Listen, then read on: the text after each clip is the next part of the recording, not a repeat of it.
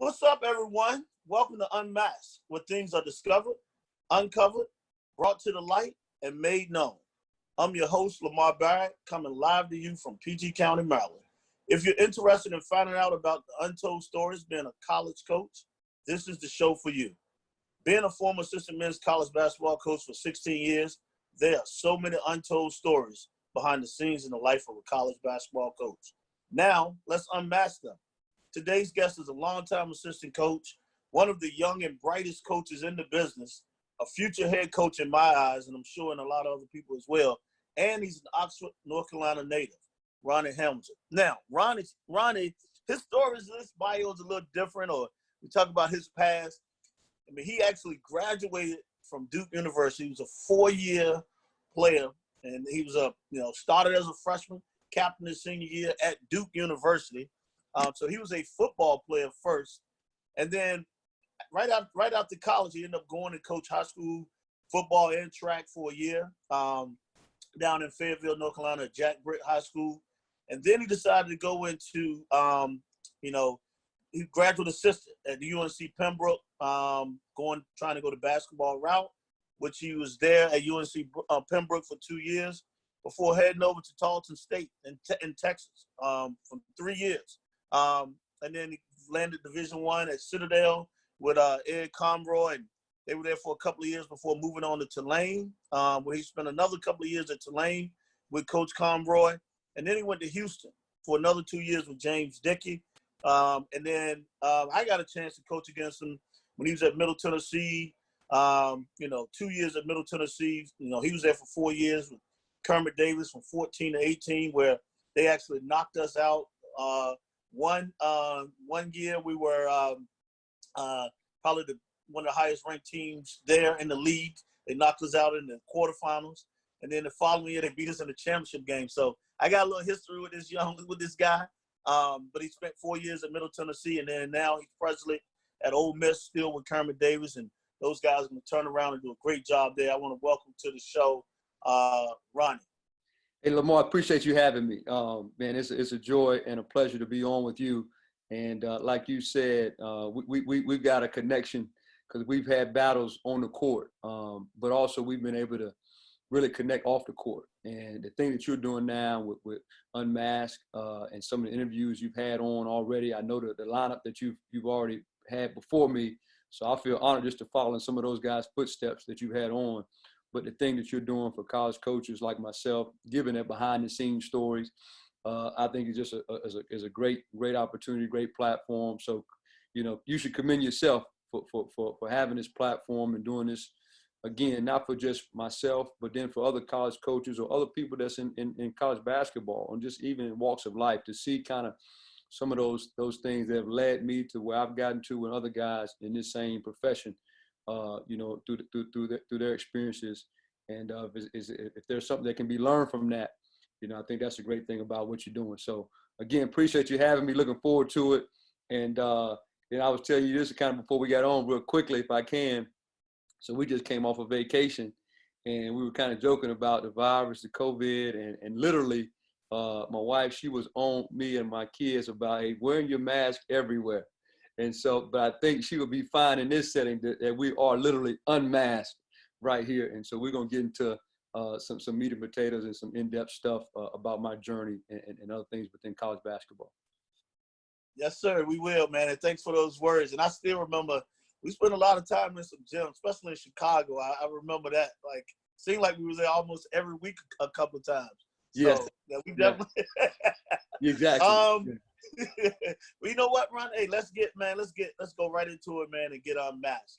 Like, your path was a little different, but it still was. You were fortunate, even though at UNC Pembroke, you were still doing a lot of. Even though you had a title of graduate assistant, you was actually coaching and things of that nature. And it might be a little different when you jump to Division I, or even you still at Tarleton State. But we know that there's no handbook to being a college coach. Especially nobody gives you direction at all.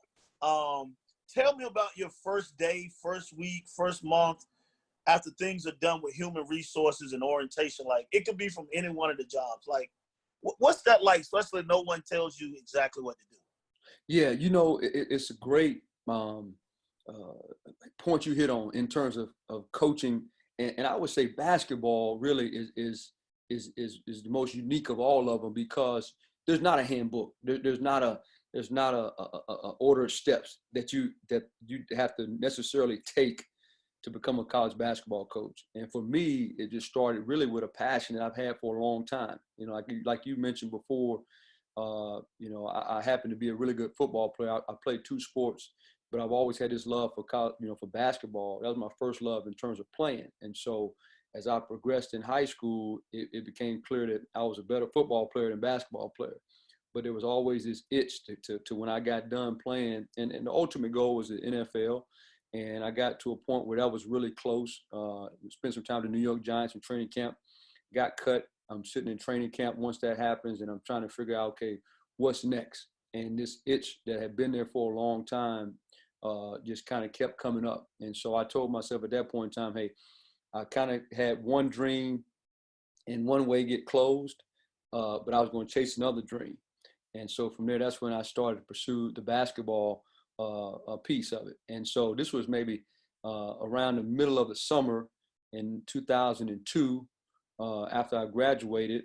And at that particular time, most coaching jobs have already passed, as far as just whether it be intern, GA positions, any administrative positions you can think of. So again, I didn't have, anybody within the field coming from the football side to give me any guidance. So all I knew was, hey, I'm gonna pick up the phone and call. I'm gonna write letters, and I just said, if I can get a start, I felt confident I could make my own way. And so we talked about a little bit earlier, it really, the first opportunity I had was at Jack Britt High School. And, being I had a football background, that's the thing. It was a football job opening there. But I made it really clear with the head coach. I said, hey, the head football coach, I say, I want to come and be a part of your football program, but I want to be able to coach basketball because that's what my long-term goal is. And, we talked and we had different conversations and he ended up hiring me. But when I got there, beforehand, it was like, hey, you're going to get a chance to do both. You can help with the varsity program. You can coach on the football side, obviously. We're going to need you to help do track. And when I got there, it actually wasn't what I was told beforehand. And so in that year, I still, we had, it was a great year. It was a great experience. All of them have been great experiences. But I got a chance to just be around coaching just from kind of a universal standpoint. Football, track, obviously. Got a chance to know the basketball coach, Ike Walker, who's still there, a tremendous, one of the best high school coaches in the state of North Carolina. But I knew I had this long-term goal. And so it just worked out. After that following year, I got a GA position at Pembroke. And so to answer your question, that first day and week and month, I didn't know what to expect. I was just so happy for the opportunity because I was really passionate about starting this profession and hopefully be able to progress in it. And I can remember very early on, the assistant coach, Jason Tinsley, who would later become the head coach, he took me to the locker room and he said, hey, he says, you see all these cabinets and lockers? He said, they need to be repainted. And so, he took me with just a paintbrush and some paint. And I'm not a painter, but I'm not even a handyman, really. He said, I want you to go and paint the whole locker room. We need to upgrade for the players, facilities. And we didn't have a big budget, and all that. And I'm thinking to myself, this ain't got nothing to do with coaching basketball, But at the same time, if that was going to be part of what I had to do to get into this profession and make my way, then I was going to do it.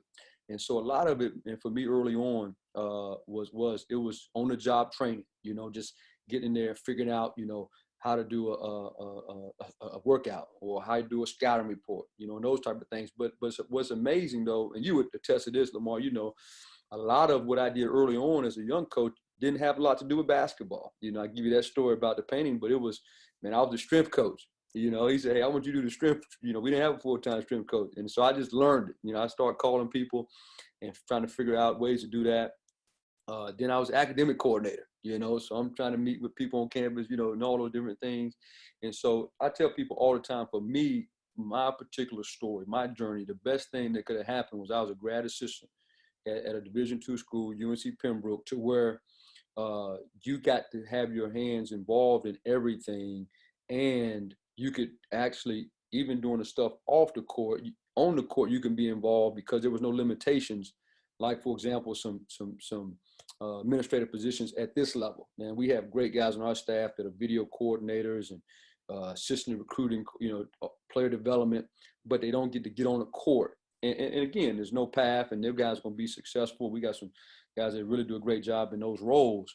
But for me, my personal journey, it was very, very, very, I thought, beneficial for me to be at a place where I got a chance to go on the road recruiting, be on the floor as a young guy and learn as I went. And the thing I tell guys now, and kind of to cap it off, is a lot of stuff I didn't know, but I was not afraid to ask questions, and so whether it was me calling guys that I didn't know, and again, sometimes, at that particular time, you may not get a call back, but I didn't take no offense to it. I was going to call till I got an answer, or somebody picked up on the other end, but I was calling and asking about recruiting, asking about player development, asking about just, different things within the profession. And it helped me early on. It helped me build relationships. But, if you have a passion for something, I think, you'll invest in learning and growing. Whatever may come your way, it may be you painting that wall first week, then you'll get to reap the benefits of it later on, the things you hoping you can do, within it. So, jack of all trades, man. That's what people don't. You start at that level, you will learn so much that will prepare you for everything else down the road. So, no question. You we all know recruiting is the, that's the lifeline to college athletics. You got to get good players, good people, it leads to success a lot of times, especially in college athletics. Like, what was your best and worst recruiting story? Wow, that's a great question. One of the best, and there's been several, but just kind of right off the top. So when I was an assistant at the University of Houston, I can remember I was in Indianapolis at, I want to say it was maybe Adidas event at the time. And so, you're watching games and you're just trying to, for me, what I always try to pride myself on was being in the gym as much as possible. Like if it was an 8 o'clock game, I was going to be there at 7:30. And if the last game was at 10:30, I was going to stay to the very last game. I had this little deal. I would say to myself, to find a gym, GEM, you've got to be in the gym, GYM. So if I felt like, man, if I was in there just longer than you, I'm going to stumble upon somebody that, you may not see, and so it was this kind of outwork you mentality. But I can remember then in Indianapolis, I was trying to find a gym to watch a game.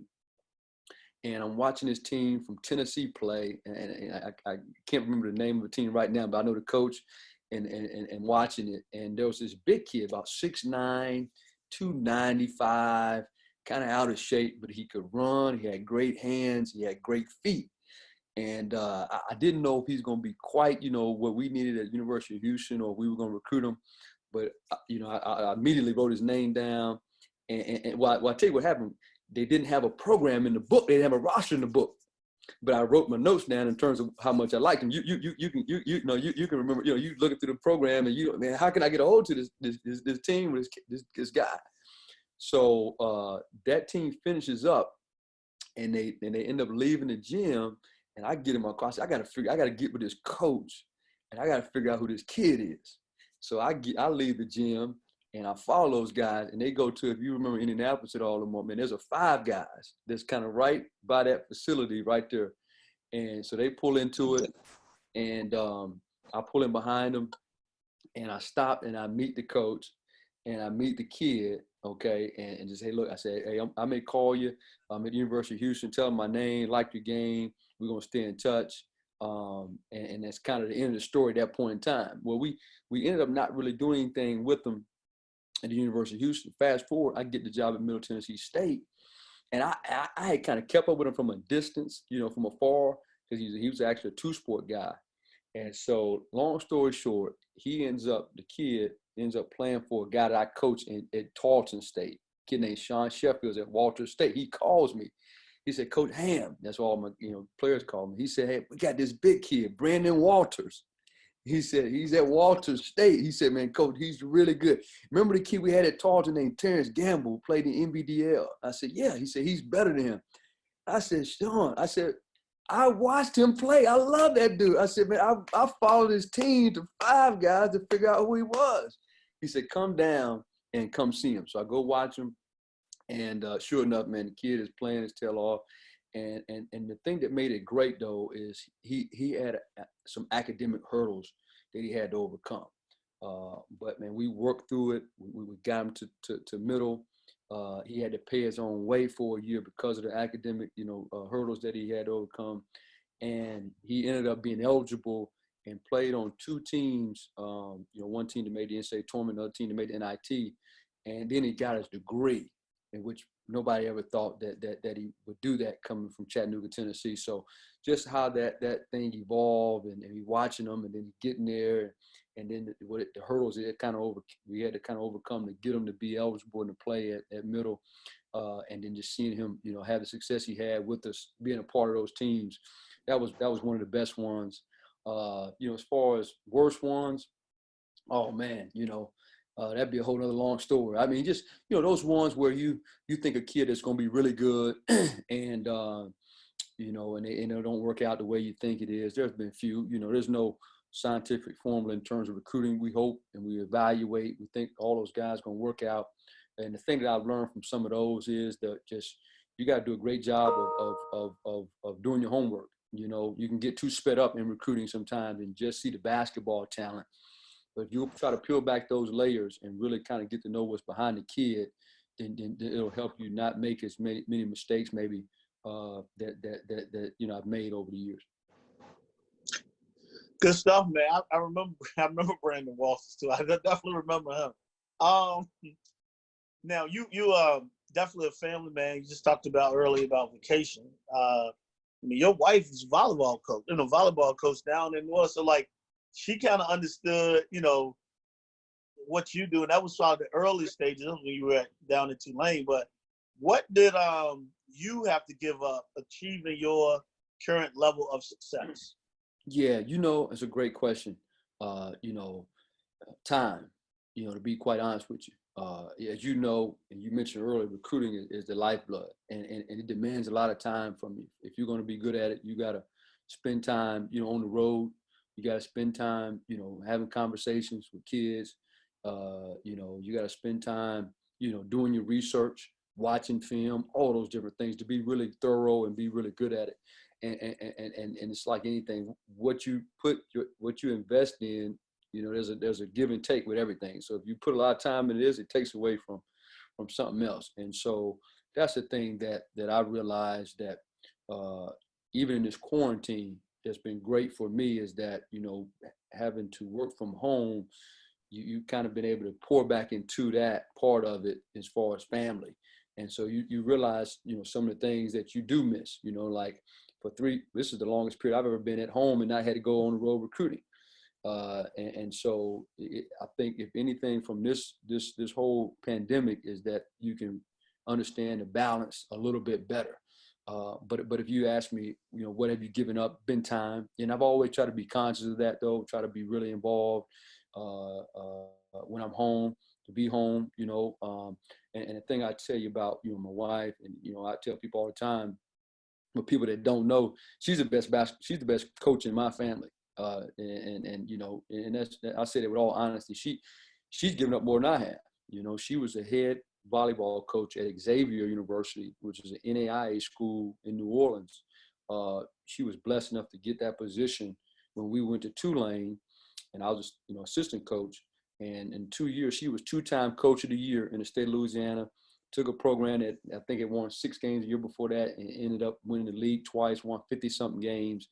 And so she could have stayed there and took that thing into a powerhouse. And we ended up going to Houston, and she sacrificed, that head coaching position for me to pursue, my goals and dreams and aspirations. So I let it be known all the time, she's the best coach in the family. She just kind of, she's giving it up for me to kind of do my thing. So big shout out to her, my wife, Christabel. Yeah, you got to do that, man. That's true love right there. Trust me. No question. Thing I like to ask, because we all know this, so scouting reports. You talked about it a little bit earlier. You can do your best scouting report because it all comes down to players at the end of the day. And you can always tell who scout report is because who's the most active on that sideline during the games. Like I said, you have your best scout report. You can play a horrible game. You can have your worst scout reporter, one of those ones that you did some things, but you're like, dang, I missed this, I missed that as the game is going on. And you end up winning by 20. So, like, you have any thoughts on, like, what was your best and worst scouting report? Yeah. So my best, and again, you always, I say always, you usually judge best and worst by, the results, and like you said, sometimes that ain't the case. You can put all your efforts and work and film and all that, and the team just don't play well. We've all experienced that. But a great story on that is actually, and you would appreciate this because the leading up to that game was the game against you guys, Old Dominion, the year we played Michigan State in the NCAA tournament. And so we had just all our games were just against Old Dominion were just physical, knockdown, just teams were so alike. I mean, we had so much respect for you guys. But obviously we won that game. You get the automatic bid. Here comes selection Sunday. On that Sunday, I think we played, I guess, on that Saturday, the conference championship in Birmingham, and so boom, here comes the bracket, and we got Michigan State, and we always joke about this as a staff. Coach Case, who's with us and been with Coach Dave for so long, first thing you do, you get excited. All of a sudden, he said, "Man, we got Michigan State," and at the time, Tom Izzo, has been known for having his teams ready in March. He's Mr. March, and they had the player of the year, Denzel Valentine. And everybody, kind of right initially was, man, they should have been a number 1 seed. How are they a number 2 seed? Now, my deal was, and again, I thought our league was underrated. I said, how can we be a 15 seed? And so, we get through the celebration and the euphoria of getting your name called, and coach just sits there and meets with us and say, hey, who's going to have a scout report? We kind of talking about it real fast, whatever. We had another guy on our staff, Coach Grimsey. And he kind of initially said, hey, Coach G, you take the scout. There's a JUCO event, which of, Hutch Finals, National Championship in Hutchinson going on. Hey, man, the chance that we're going to beat Michigan State is very slim. Ronnie, just go out to Hutch. We still got to get some guys for next year. G, you take the scout. And just something in me had said, hey, Coach, man, let me take the scout for Michigan State. And I still can't really, have a reason why particularly, but we had played those guys when I was at the Citadel maybe 4 or 5 years ago with Coach Conroy, and Tom Izzo, who I got a lot of respect for, actually brought his team to Charleston, South Carolina, played at the Citadel, and then we returned the game at East Lansing. Well, we had close games with them on a low major team, but a good team, team that was really good at Citadel. And so I knew if you could play the right way, you kind of be in the game. So I just said, Coach, if you don't mind, let me get the scout. He said, no. You need to go to Hutch. You got to go recruiting. I said, Coach, we played them back in the day. So, long story short, he said, okay, you got the scout. And so I started watching those guys Sunday night.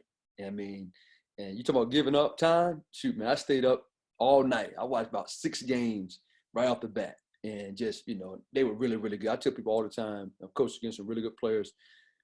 That team could have won a national championship. Denzel Valentine, to me, was the best college guy I've seen on film, just breaking them down. I mean, he could see everything. I mean, he was unbelievable. Coached against Steph Curry, coached against some other guys. And so anyway, so the next morning we have a staff meeting, and I walk in there, and I really felt it. I said, Coach, man, we match up with these guys pretty good. I think our bigs can take advantage of. They were so big. They had 1 kid, and I think Matt Costello, and they had the kid that went pro, 7-feet kid that got drafted by the Grizzlies. I said, I think we got some matchups we can take advantage of. And he said, I don't know what you've been on. He said, but ain't no way we're going to beat Michigan State, And so, I go back that next night, Monday night, start watching more of them. And, we figuring out what they do well, strength, weaknesses, all the different things. And I watched about another 3 or 4 games. And then I had to stop the film. I said, man, it's almost paralysis by analysis. The more I watched, the more I got like, we can't beat these guys. But what I figured out just in watching it, and again, I'm not, saying I'm the best at scouting. I take pride in it. But I told Coach, I said, Coach, watching Denzel Valentine, he could just pick you apart. No matter how you guarded ball screen, if you hard head, you went under, he could shoot it. If you switch, he could take it back. Well, if you try to flat shadow. So I said, Coach, I said, hey, whatever we do, he gonna be able to. They got great shooters. They got size. I said, they play fast. I said, let's just switch everything. I said, Coach, what we got to lose? And that was my initial kind of, we started game planning was my idea, my thought, after watching him so much. And he said, no, we never done that. We switched on 1 through 3 and at times late shot clock 1 through 5. I said, Coach, I'm just telling you, he'll pick you apart. He said he hadn't seen it in the league. Nobody's done this. And I said, it's going to throw him off now. And he said, well, let's give it a try. And so I think maybe that Tuesday practice, we tried it. And it was bad. I mean, like our scout team was just carving us up. We couldn't communicate the switches, guys slipping for layup. And he came and said, Ronnie, we can't do that. He said, we're going to get embarrassed. I said, Coach, just give it one more time. So Wednesday, the next day, I think we fly to St. Louis and we practiced there. And the guys start really kind of, communicating, talking, and got a little confidence in it. And long story short, man, we end up beating those guys. We actually switched 1 through 5. You go back, watch the film. And funny story. And Coach Case, man, could verify this. First 5 minutes of the game, we get up 15-2. And they call a timeout. Izzo's going crazy on the sidelines, and Coach Case looks over to me. I look over him and I wink at him. And, because you had that little, like, man, I was right, and then we had to sustain all those runs they made for the next 35 minutes. But that was one of the best for sure. That win was incredible. It was my first NCAA tournament, and to win it in that fashion. I'm still mad at UMBC because before those guys beat Virginia, they talked about us as having one of the biggest upsets in the history of the tournament. But that was definitely one of the best. And then we've had some other ones, like you said, that you can prepare for it and you think you're ready. You think you got a great game plan. You think your team's, going to go out there and perform well, and they don't, So, we've had many of those, but it's good. It's satisfying when you do have those moments that you pour into it and you feel like your guys really take it in like a sponge and go out there and play well on the court. So it's an important piece of what we do, for sure.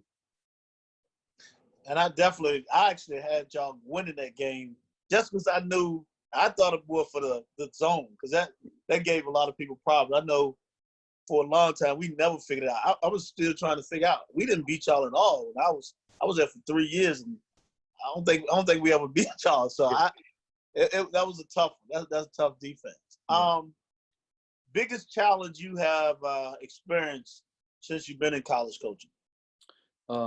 Man, great question. I think just at each spot or each move I made, and even particularly probably Houston, that transition from Tulane to Houston at that time, so when I got in it, I just wanted to get an opportunity like we talked about earlier.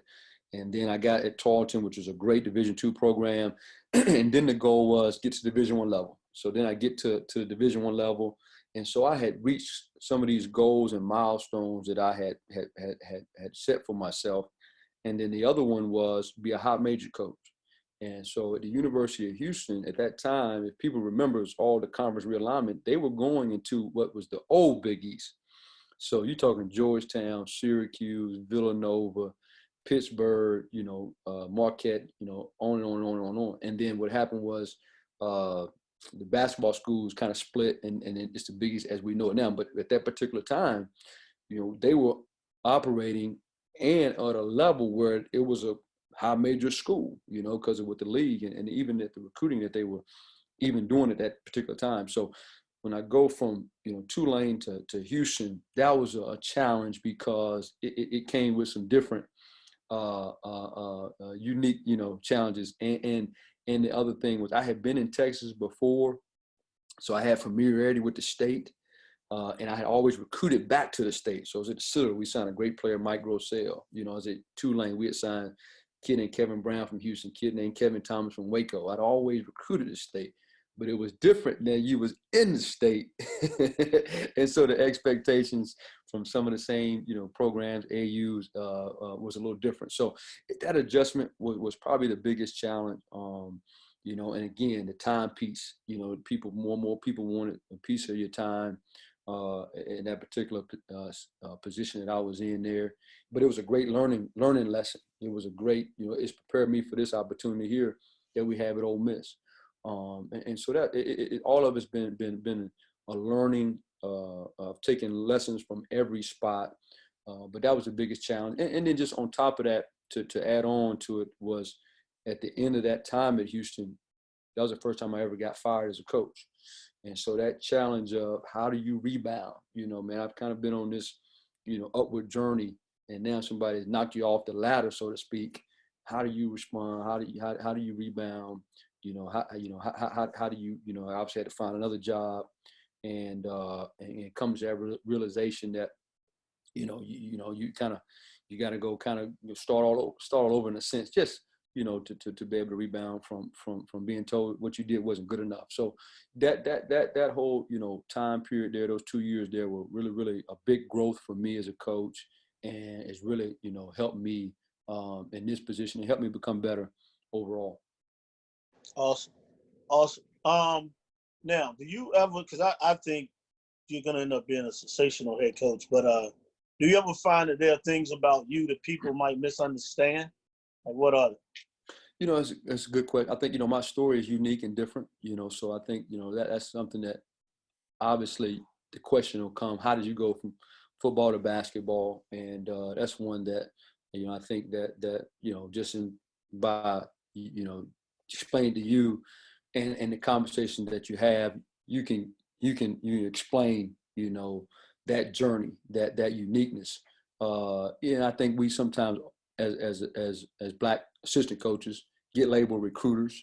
That's one thing I think that we have to overcome, just the reality of the business in some ways. But I've been very fortunate to work with guys who allowed me to do more than just recruit.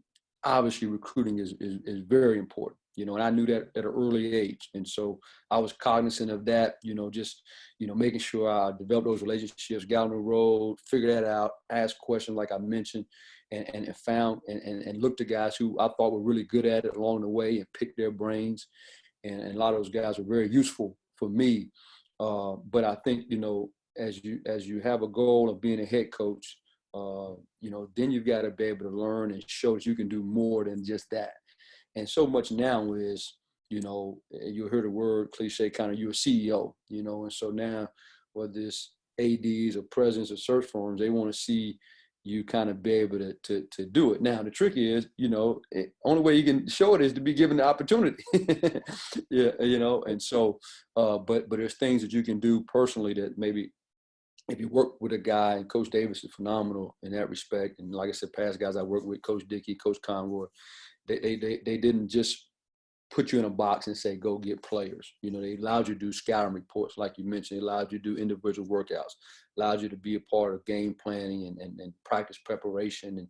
And now even to the point where, doing community service and speaking and those type of things. And so, I think that's the thing that, as I've gotten into business more, that you have to be able to show and not necessarily overcome, but be able to also have the mindset that you're going to work on those things and not let it just be you consider one thing. It's like your players, you have guys that have strengths on the court. I always kind of thought about this for me personally, and just, everybody. If you have a player that's a great shooter, you're going to always have that strength, but boy, you better be able to continue to develop your game. Have guys that are just drivers, so, that I think that's the thing, that story in terms of being able to do it all, really know how to lead a whole program as far as the head coaching piece. And, it's something that, as I've gotten this business, I've been able to learn more and more about. Good stuff, man.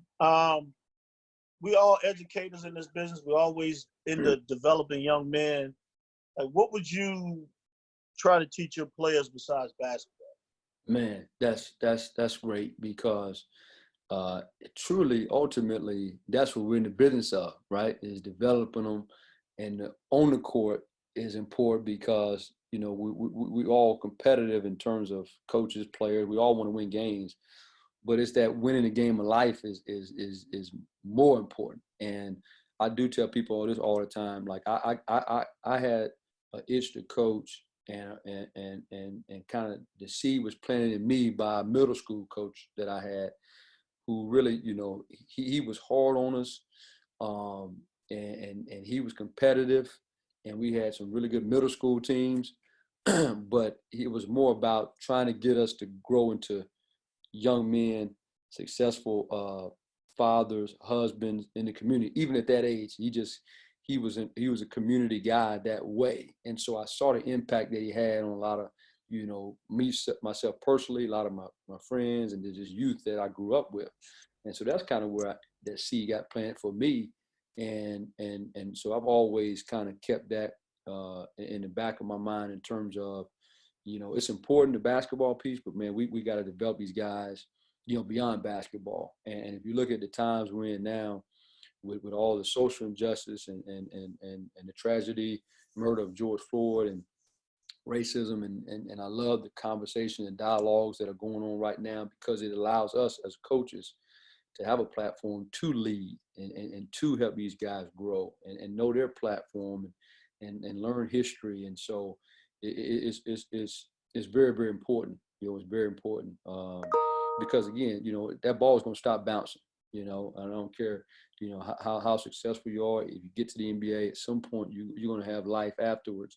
And if we just coach them and just try to teach them just basketball, we've done them a disservice. So yeah, I'm proud of us here, even going back to middle, and obviously now here at Ole Miss, that we've been really, really always conscious of that. And it starts with Coach Davis about leading these guys and teaching them life skills, life lessons. And I think we're going to continue to do that, obviously.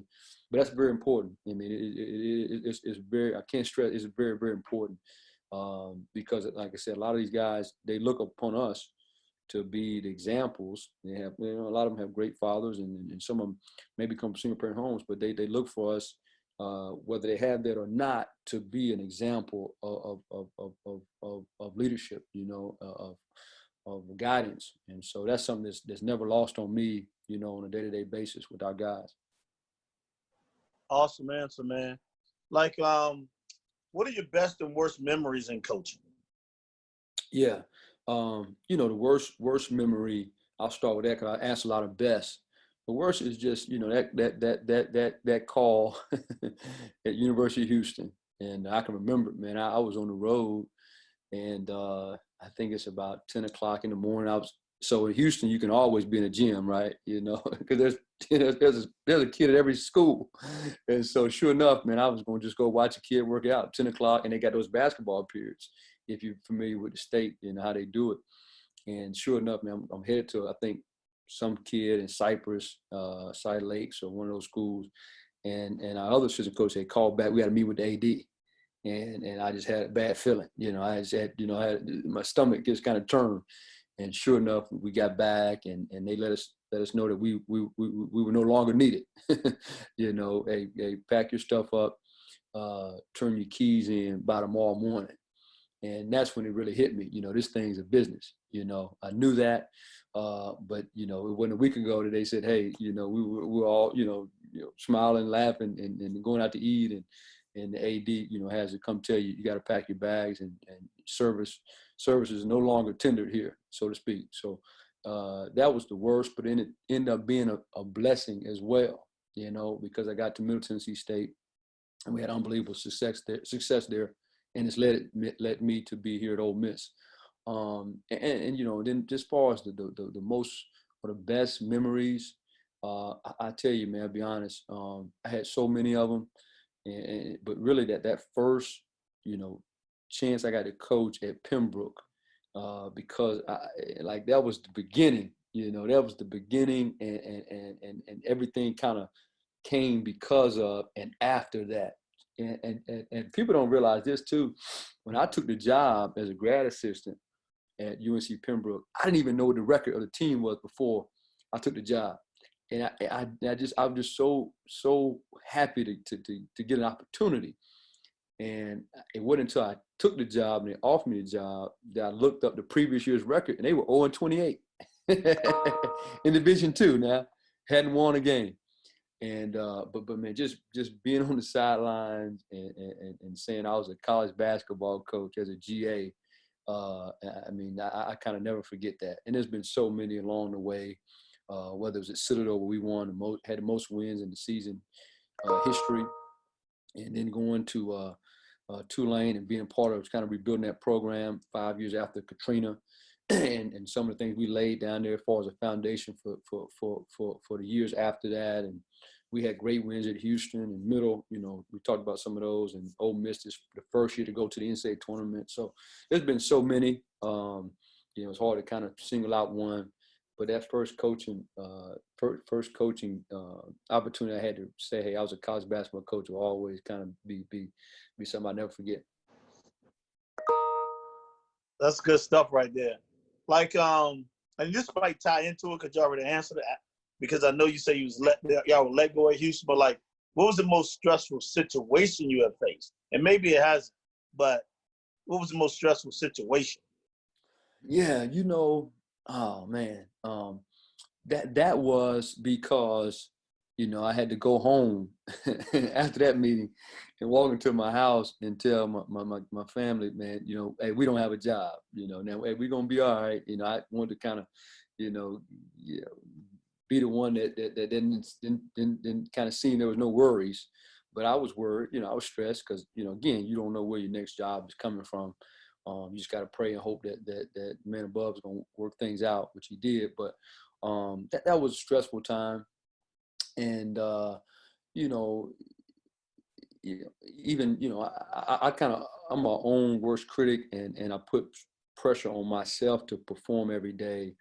And so I've always never wanted to allow outside, you know, influences to put more stress on me than I put on myself. But, you know, even in this current job, I think there's stress every year. And I will say now, you know, the SEC is as good as a league. I thought it was a really good league. It's even better than I thought, you know. And so, you know, we had the success that first year, and which was great. And initially, we didn't have the season we wanted, and so there's pressure, you know, and pressure, you know, is kind of equivalent of stress to kind of get back to the tournament. So, but as long as you put more on yourself than you allow others to, and you never get too stressed, is what I've always believed. But that would have to be the most stressful. Just that probably 6 to 8 week period where I didn't know, you know, number one, you know, what job we were gonna have next. Number two, where we're gonna live at, and you know, and just realizing, hey, that contract is ending soon, you know, and so that would be for sure, you know, just because of, you know, it wasn't about just me at that point in time. It was about, you know, my wife and kids. I feel you on that.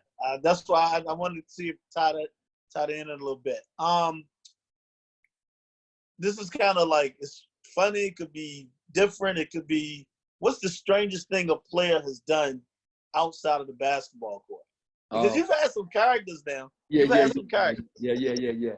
So, man, that's that's a great one, man.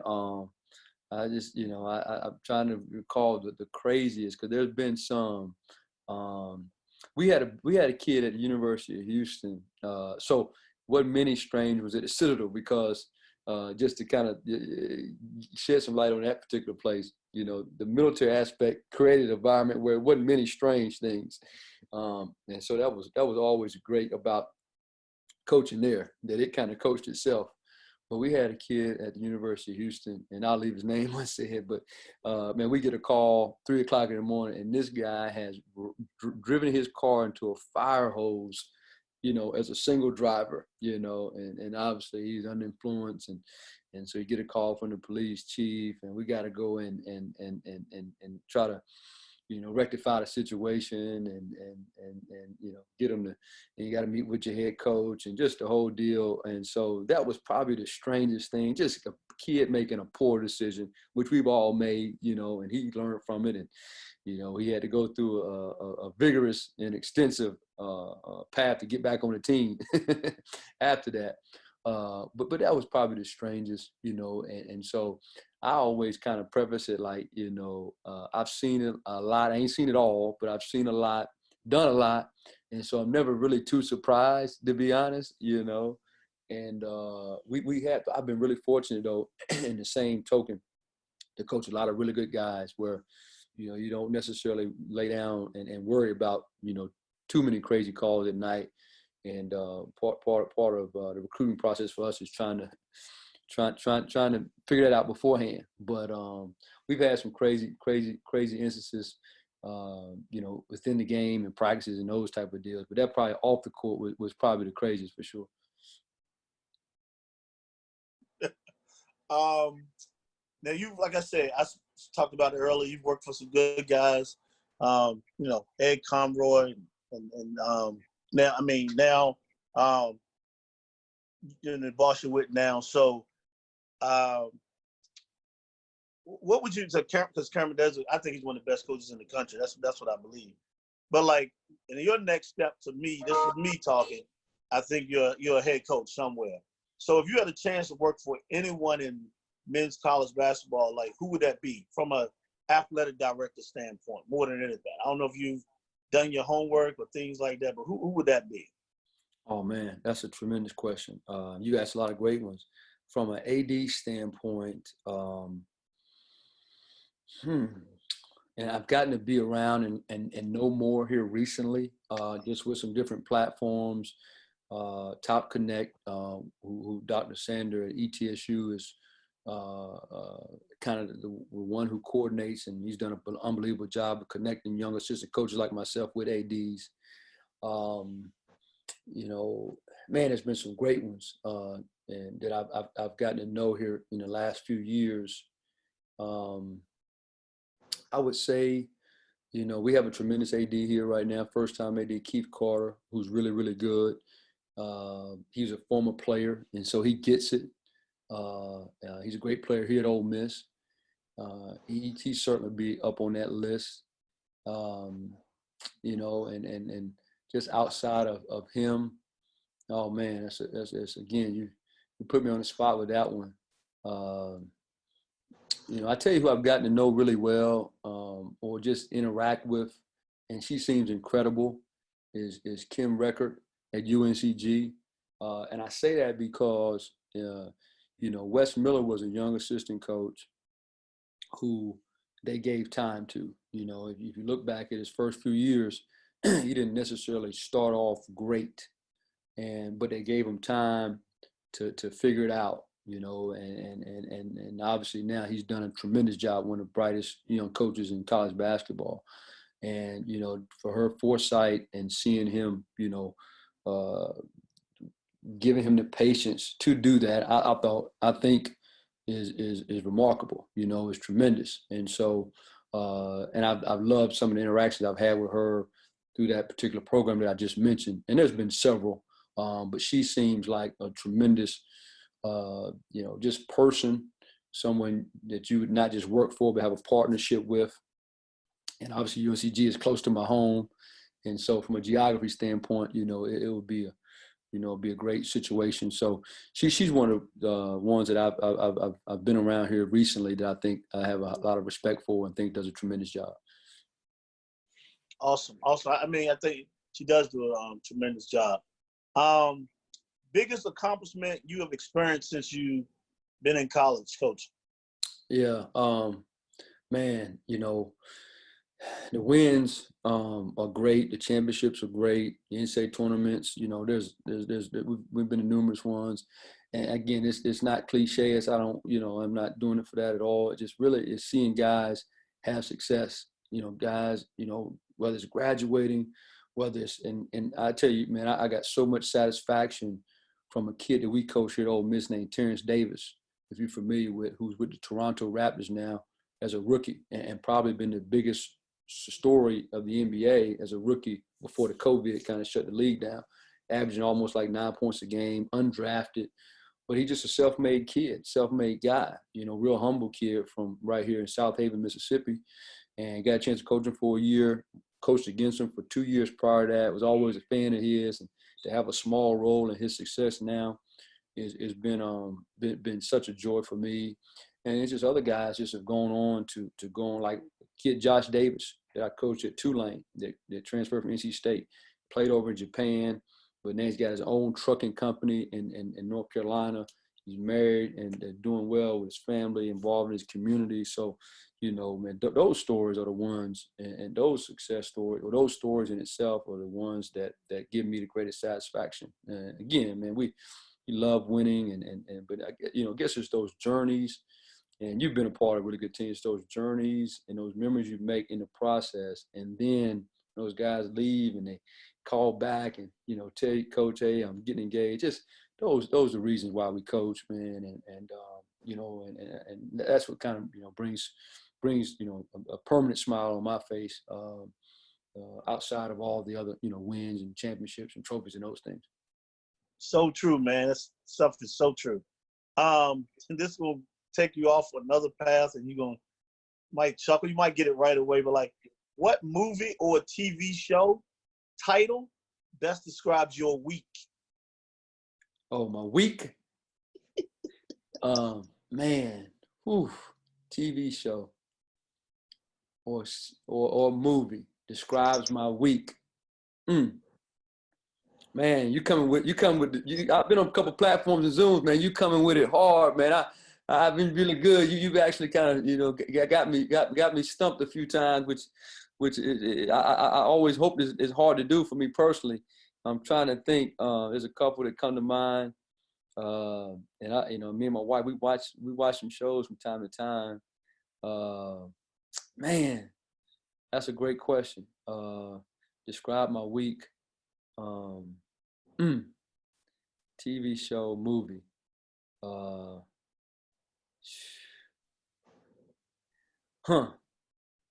you got me thinking on that one. I guess it would be. Let me go deep into thought on this one. I'm trying not to get too complicated with it, or too think about it too hard. Yeah. Man, I'm gonna have to come back to you on that one. We do that. We'll do that. Let me think on that. Let me give you something. Yeah. Let me give you something easier. Okay. Because you say you probably do it every day, or especially around the players, or it could be anytime. But what's your favorite word or phrase? Yeah, that's a great one. Man, my favorite phrase is just relentless pursuit of excellence. You know, I'll say that again. I got a couple. That one kind of just the one that just, when you said it to me, just came to me right off the bat. But I try to live by it, and I try to get our guys to really adopt it, because, you know, if you can do that, or if you can have that mindset, man, you can get anywhere you want to go. Anywhere you want to go. I mean, if you just relentlessly pursue excellence in all that you do. You know, it ain't just obviously just basketball, man. If you do it in the classroom in terms of players, if you do it, you know, in your way of life, how you treat people, you do it in, you know, in your marriage, and just, you know, so that relentless pursuit of excellence, I kind of say it to myself every day. I talk about it with our guys. Is one that I repeat on all, you know, I got on repeat. You know, I say it quite often. And then just if I could add the other one that I've always, and again, I know a lot of people use this one too, and it's been said probably many times, but man, just stay hungry and humble. You know, I love that thought process. And, you know, real quick, you know, like I'll tell you this quick story. If we got time, I don't know what time limit we on, if we got some time, but. We got time. Okay, cool. So to tie that in to your question, you know, when I grew up, man, you know, and again, great parents, 2-parent home, and we always had enough. We didn't have, you know, they're always the best. We had enough, you know, but one of the things that I did when I was, you know, a kid growing up, man, when I was hungry, man, my go-to was just a mayonnaise sandwich. You know, and I throw two pieces of white bread on there, slap some mayo on it, and man, go to work. And so, but that's all I needed. I mean, that was enough, you know. And so, you know, it's amazing with coaching that it takes us to places that we've gone and where we've been. And so, but when we were young, you know, that was my go-to lunch, or when I was hungry. And when we wanted to splurge, man, we would go like the Golden Corral, and steak was the splurge, you know, like, man, if you eating good, you eating a steak. And so like for me, like what I knew of a good steak was Golden Corral, maybe a Chili's. And so as I got into coaching, Lamar, man, I you know, started to kind of be able to get to go different places that are a little bit better than that. And so when I got to Houston, and Coach James Dickey, who you mentioned earlier, unbelievable person, great coach, but even a better human being. He was a big steak guy. And so more than anybody else I ever worked for. So he would always, hey, Ronnie, man, we got to go to lunch. I want to take you to a great steak spot. And so we would be, you know, in the office, and he said, hey, let's go. And he had these favorite places he'd go. So one of the places we go to, Houston's. It's called Houston's in Houston. You may have been before. And some other places. They have one in Atlanta and different places. And he would order steak there. And I remember we went there, and I was like, man, that's a real steak, you know. And then so he'd take me to this place, Smith and Lewinsky's in Houston. I mean, you know, the prices on it, I didn't even want to look at the prices on it, you know. And we go to Vegas. He took me to the 9, you know, and so then he kind of slowly would get me to, you know, go from well done, you know, that's what I ate, to medium. You know, he said, man, you don't cook a great steak well done. You don't put A1 sauce on it. And so I got to start, you know, experiencing things that were a little bit finer than the steaks I had. But I tell you what I would always do, you know, and I'll be honest, I don't do it as much. Like I try to eat a little healthier as I gotten older. But I remember as I was getting through coaching, I would go to places like the 9. I would go to Smith and Lewinsky's and other places, eat at nice restaurants, stay at nice hotels. I would always, every once in a while, go grab me 2 pieces of bread, slap some mayo on it, put it together, and eat the mayo sandwich. Just for me personally, to always stay humble and hungry, remember where I came from, man, and not ever, you know, remember, you know, my roots. And so, man, I tell that story all the time. Always remember the mayo sandwich. But staying hungry and humble is a deal I see a lot and talk to our guys about. And then obviously the relentless pursuit of excellence. Those 2 things are 2 terms that stuck with me, and something I use a bunch. Awesome story there. Awesome story. What's the best piece of advice you ever been given? And kind of really, man, this comes from my dad. You know, you can be anything that you achieve if you work hard enough. I mean, it was simple. You know, it was a simple kind of piece of advice, but you know, it's driven me to reach, you know, places that I've been able to reach in terms of whether it be getting to Duke and playing college football at Duke University, or you know, getting my degree from Duke, or getting into coaching at this level, and to all the moves and just whatever. He always said, if you work hard enough, you can achieve anything you want. And it was simple when he said it, but that's really, you know, I just really believe that, you know, and if you know, a lot of people have dreams, but you got to have work behind it. You know, your work ethic got to exceed, you know, your dreams, because, you know, he would always say that kind of hand in hand. But that for me has been the biggest piece of advice, because he said it to me at an early age. It stuck with me, and it's been the driving force for me, you know, kind of every step of the way through my life. Awesome, man. I'm gonna ask some people come with the same answer, but like, where's your happy place? Because like sometimes people, like, you know, you might be sitting in the office, it's a rough day, or after the game, or you know, some people, like, I go to the movies. Yeah. I myself, I go to the movies. Yeah. I like watching a movie alone in the movie theater. But like, where's your happy place? Yeah, that's a great deal. You know, it's changed over time. It used to be movies. Not to steal that from you, but I used to love a good movie, because, you know, what they first say when you go to a movie: put your phones away, nobody So again, you know, for those 2 hours, unless it was your head coach, I wasn't picking up the phone call, you know, or taking the phone. So it gave you a chance to just kind of, and I just love a good thriller. I love a good suspense movie, you know. And so that was for a long time. And then really kind of in some ways the same, you know, effect, so to speak, but just getting on my couch and, man, having a glass of wine after a long day is a happy place for me, when I finally just can shut it down and kind of hit pause for everything else. The other thing, just over the last probably 3-4 years now, is just going on a good run, to be quite honest, you know, just again, because I love music. I'm a music guy. Now I'm starting to really kind of listen to podcasts more and more recently, but just to put my AirPods on, put on some good music, or a good podcast and run, for 20, 30 minutes or so. That's become a good kind of stress reliever and a happy place for me. But anytime that I can just stop and just get out of the busyness of just it's everyday life that we tend to be on all the time, is enough for me just to kind of just be still and be content right there. Awesome, man. Now I know you're not a self-promoter, just never have been. Just being around you and listening to you. But if you had to choose 3 adjectives to describe yourself, which would you choose? Oh man, I definitely would say hard worker, number 1. Humble.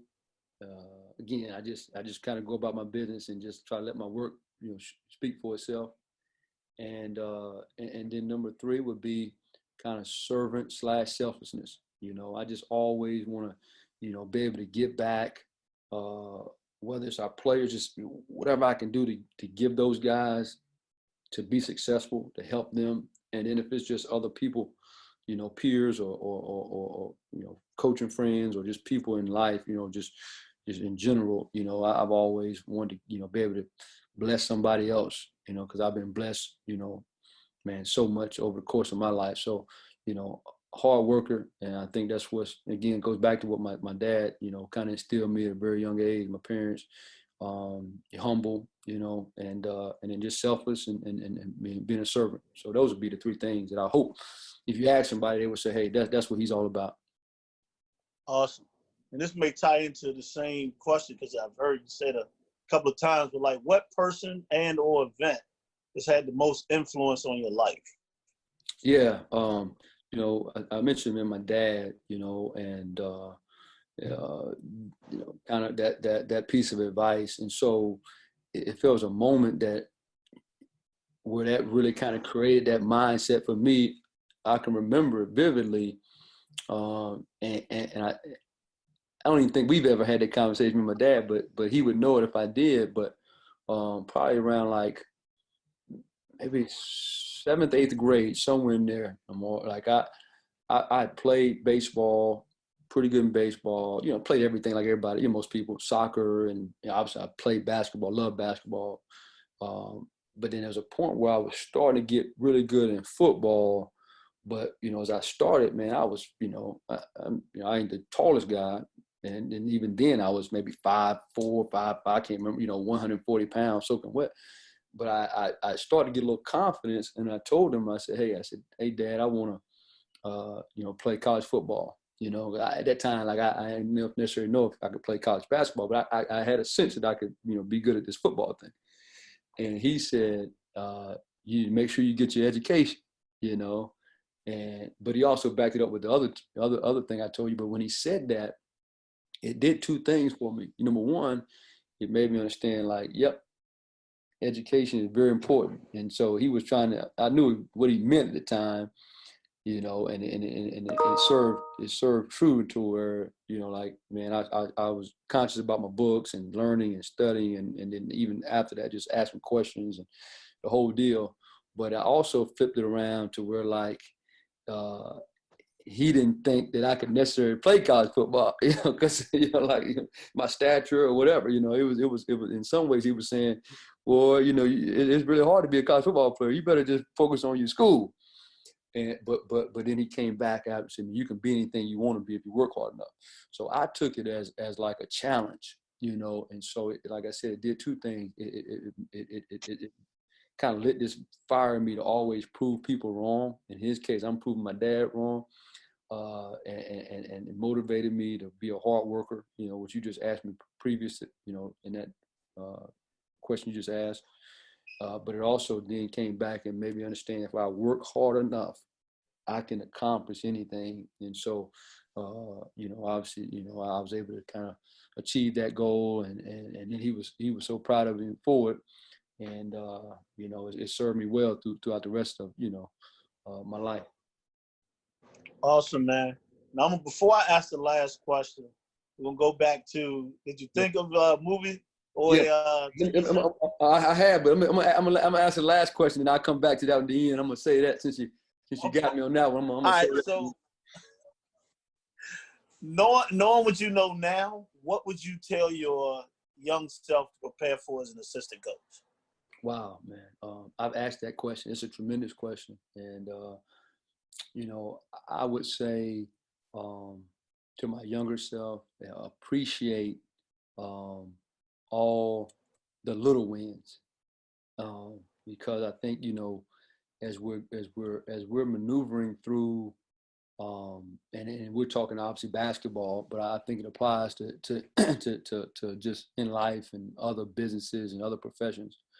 But as we're trying to maneuver and um, go up the ladder, so to speak, or try to reach certain accomplishments that we have, you know, we can get so much into the busyness of it, and we can get so much into, you know, just the pursuit, that we sometimes don't appreciate the little wins.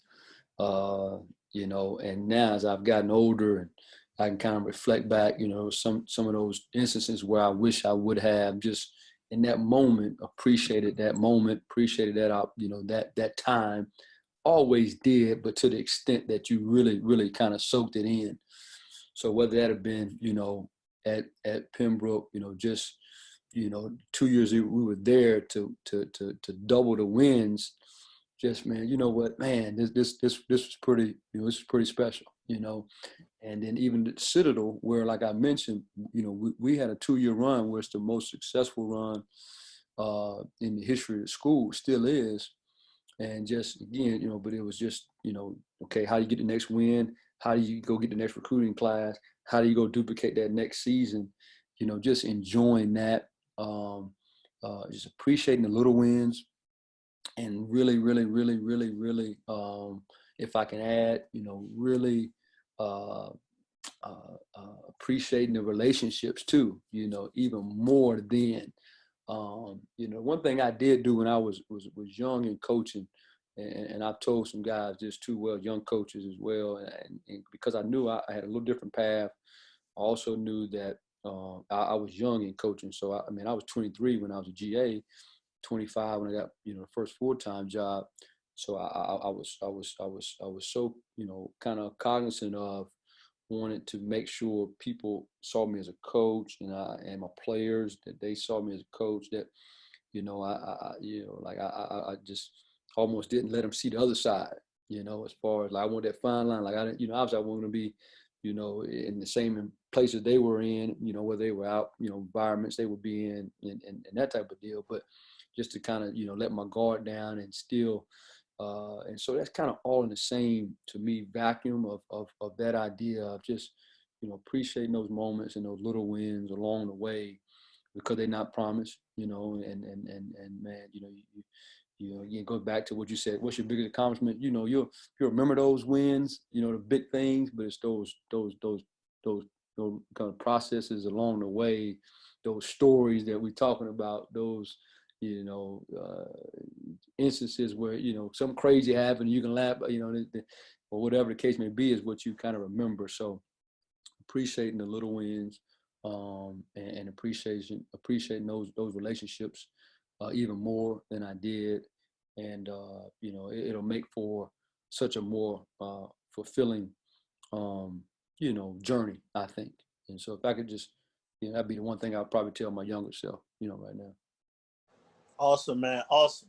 All right. So, Yeah. what would you say? What's that movie or TV show Yeah, title? man, you know, that's a great question. I'm still kind of like, I got an answer for it, but I'm gonna have to really think, man. And I just, as we were talking, I was thinking about it, but it's an old soap opera, man, and you know, and you may laugh at me, and the audience may, you know, so I may not did a great job with this question, but because I was trying to rack my brain. Well, you really got me on this one, but there's an old soap opera called The Days of Our Lives, and I don't know if you remember that at all, but you know, that's the one that kind of came to my mind as we've talked, and you've asked me some things, and we've shared some stuff. But just because really and truly, man, it really is the weeks are like, you know, the days of our lives, you know, like, man, you don't know what's going to happen from day to day, you know? And so, man, we, you know, quick example, you know, like yesterday was Father's Day. You know, one of the other assistant coaches trying to get one of our guys admitted to school, and they all come, you know, he's trying to get through a class, and we thinking Father's Day, we just going to give him a chance to relax. And, you know, here comes, you know, something we got to kind of, you know, help with and take care of in a sense, you know, with one of the guys that we recruited. And so it just seems like, man, the days of our lives, you just never know what lies ahead the next day. But at the same time, it's still a great, you know, great life. You know, it's a great. Even the uncertainty in some ways is great because you're getting to live out, for me personally, a dream. You know, this was a dream of mine. And so even all the good and the bad, you know, the days of our lives have filled me up with some unbelievable memories, unbelievable experiences, unbelievable relationships that I've had to come to get to be a part of and know. And so that would be probably the one that hit me, you know, in terms of that answer. I can go with that. Yeah. I don't judge. That's a good answer. So, hey, Ronnie, man, I want to, thank you again, man, for like being a guest on the show and being unmasked. Anything you want to end with, saying to the viewers before we take off? Yeah, man, you know, just again, I want to thank you for, you know, again, allowing myself and other coaches, you know, that's in this profession to get unmasked. I think it's just an unbelievable opportunity for us to, you know, we talk about recruiting, peeling back the layers and get to know your players or get to know recruits. And this in a lot of ways is allowing us to tell a story or even speak about, you know, our journeys and let people peek in, whether it be just people that are fans of college basketball or up and coming coaches, people that may be hiring, you know, so it's all many different levels. I just think it's an unbelievable platform, and what you're doing is special for a lot of assistant coaches that don't always get the opportunity to do it, you know. And, you know, you've been a great advocate. I've enjoyed all our battles. I remember that story in Chicago. We're sitting there watching Tavion Kirk.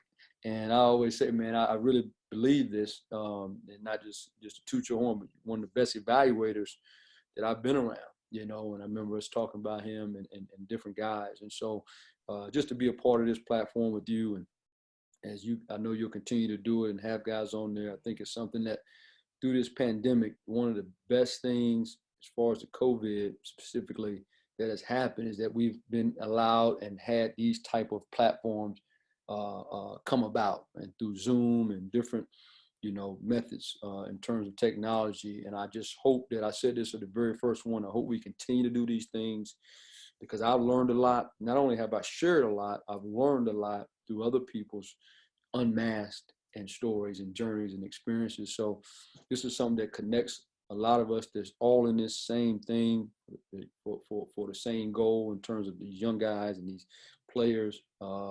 And so again, man, I'm thankful to be a part of it, and looking forward to seeing you continue to do the work that you're doing in this field.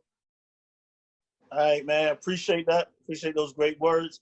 So I want to say thank you, viewers, for watching another great show. Stay tuned for the next guest as we get them unmasked. See you next time, and stay safe.